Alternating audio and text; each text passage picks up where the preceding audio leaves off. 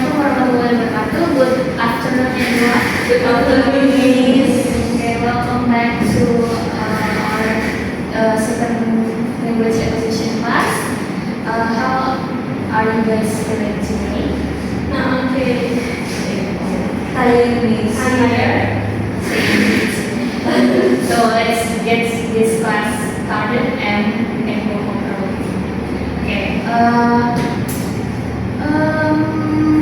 Okay. I want you to think about something simple. So, you guys ever felt something that you could fully explain with words? Anything like feeling, memory, moments, but it's so hard to explain it with words. Yes, there's some case when it happens. Yeah. Everyone must have to experience that, right? Me too. So, for the refreshment to our class, I need you guys to think of one example. Anything like feeling, memory, or situation that felt beyond the words. I mean, like you can explain it with words. And I need you to write down anywhere in a paper, on the phone, or your laptop. Is fine for me. And I need you guys to write it in one sentence only. I think 30 seconds is enough, or 1 minute. So yeah, let's get started. Okay, I want to choose 2 or 3 students here to share it, what you guys write. Okay, want to share something? Oh, I'm sorry, Miss, but I'm still doing it. I haven't done it. Fasya? Oh, I think it's fine, Fasya. Yeah, okay. So my sentence is it was happiness that didn't feel like a normal happiness. Like I'm extra happy, but I couldn't describe it. Okay, this one. Anyone want to share? Fasya?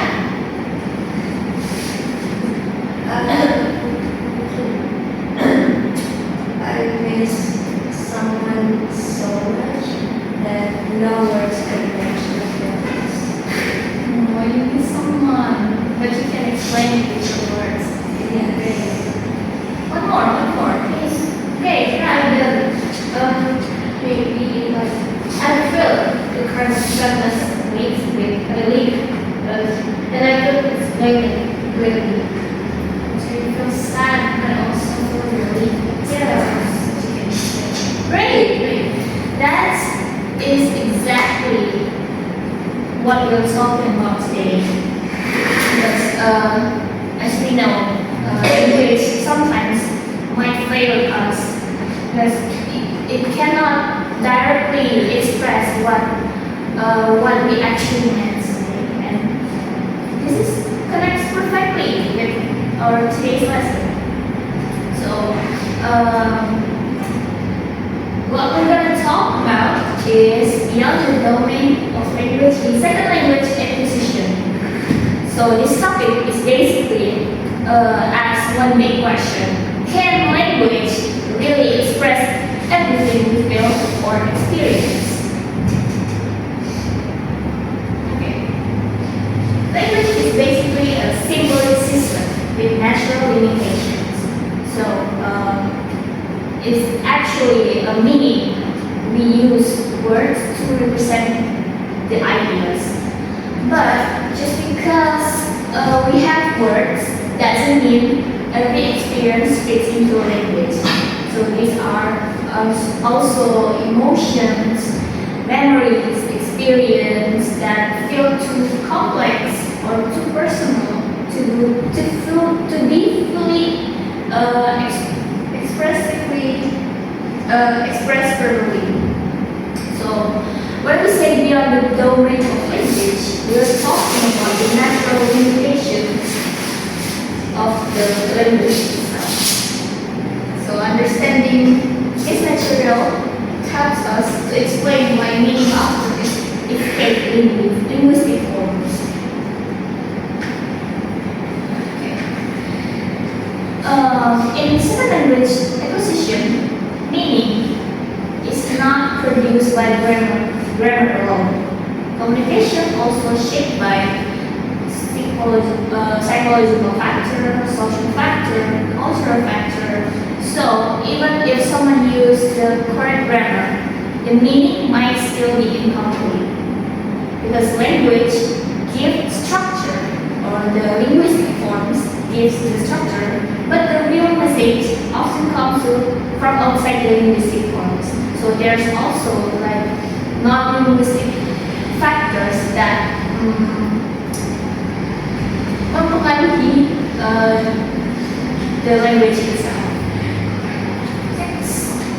So actually, there are so many non-linguistic factors, but in this meeting, I'm going to talk about 4 key non-linguistic factors because there's a lot of non-linguistic factors. But these 4 non-linguistic factors often we find in our daily lives. So the first one is emotion and motivation. So emotion has a huge effect on communications. When we sometimes feel nervous, pressure, or feel like anxiety or something, even the simple sentences become hard to say, right? When we're nervous. Meanwhile, motivation or confidence make learners more willing to able to express complex ideas. So many communication breakdowns happen when this emotion and motivation influence the language, not the grammar. Next, the second one is cognition. So cognition basically include things like memory, attention, processing speed, and mental load. Some experiences are too abstract or complex to verbalize quickly. Sometimes we understand that something perfectly in our mind, but we can put it in words because the cognition. This happens because the cognitive representation is richer than it's more rich than the linguistic factor. So in second language acquisition, cognition explains hesitations, pauses, or the feeling that your word feels like don't match your thoughts. And the third one is culture. Culture heavily shapes meaning. Meaning is culturally embedded. Gesture, politeness, strategies, humor, emotional expressions, all of this differ across culture. That's why some concepts feel untranslatable. When learners switch language, they also switch cultural frameworks. So the meaning is not universal. Meaning is cultural because some concepts are difficult or impossible to translate without losing meanings. Last one is nonverbal communication. Tone, intonation, posture, facial expressions, and silence. All of that impact meaning when we try to communication. So sometimes when we talk, we cannot the simple gesture like It's for example, when you see someone you don't like,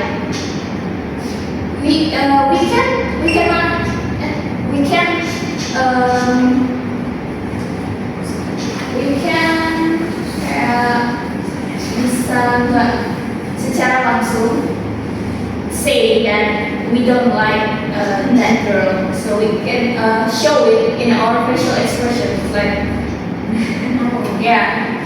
So that's meaning like we don't like that girl. Yeah.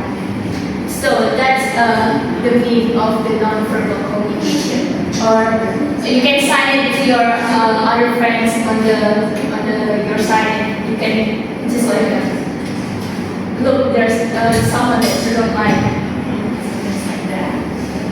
So this shows that real communication is multimodal. So it's not purely linguistic. Okay. Now let's take a look of this simple phrase. I'm fine.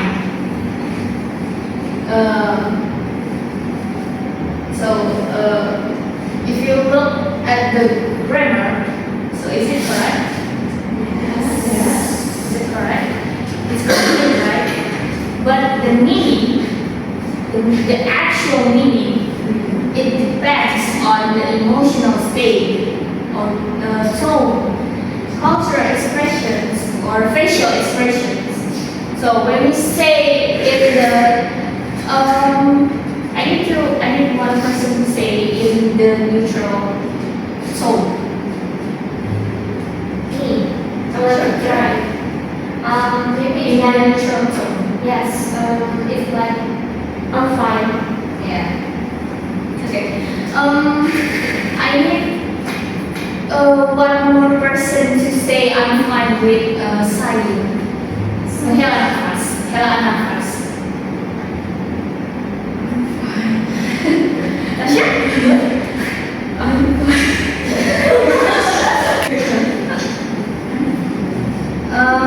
One more. I need someone to say I'm fine with the forced smile. Erika? Forced smile. I'm fine. Oh, great. So, the way we say the phrase is depends on how the non-linguistic factors that I already explained earlier. So, if we look into the grammar, it's not fully expressed what we actually mean without the non-linguistic factors that I already said. Okay, to conclude my material today, language organized meaning, but does not fully contain it because we need the non-linguistic factors to also help what we actually mean when we say our words. Emotional, cognitive, culture, and non-verbal elements complete the communication process. That's what I said earlier.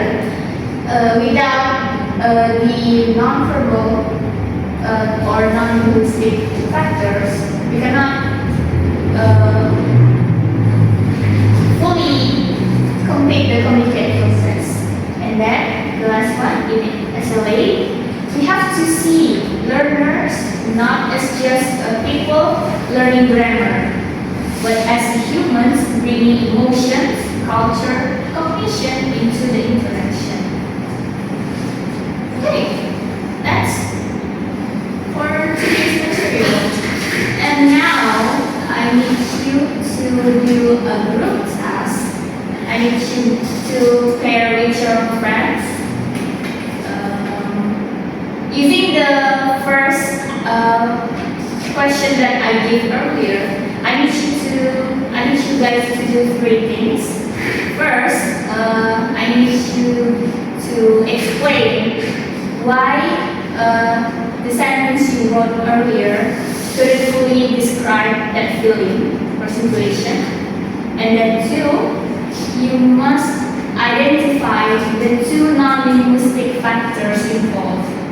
or is it an emotion, is it like culture, cognition, or etc. And then I need to make it on 3 bullet points and then present it later on. Okay, I think 5 minutes or 4 minutes is enough. You can pair up with your friends and let's start now. Time is up. I need you to.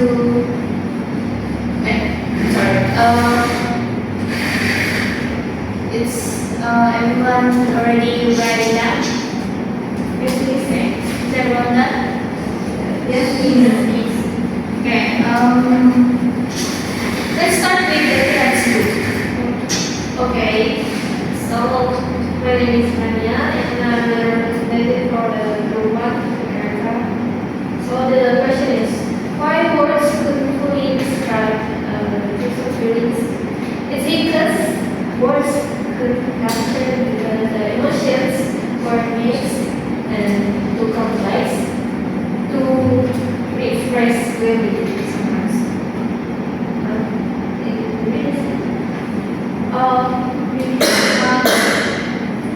I mean the two. But there's the question. Yeah. Okay, as for I want all of them. well, as for the second question is the non-linguistic factors that found involved is the moment was shaped by emotion and cognition, not just language. That's it. Okay. Great. Thanks. Let's give a applause to the. Since the time already limit and you guys are tired and we want to go to home and eat and sleep. I want to question one more and I need you to answer it. Think about this, guys. Which non-linguistic factors affect your English the most?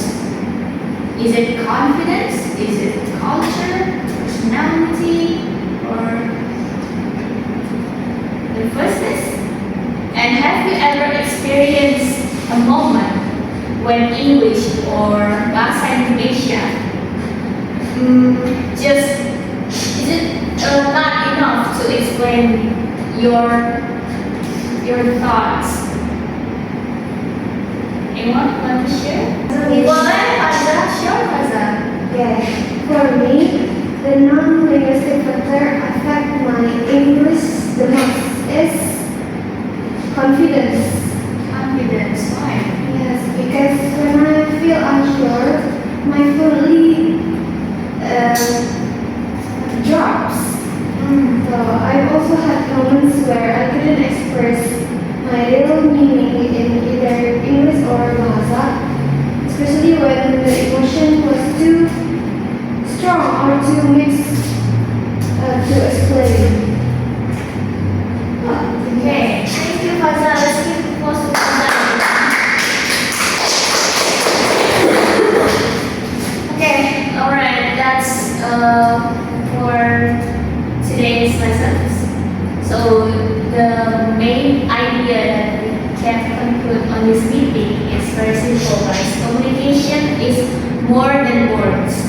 So your identity, your emotions, background, and even your body, all of that is shapes a meaning. So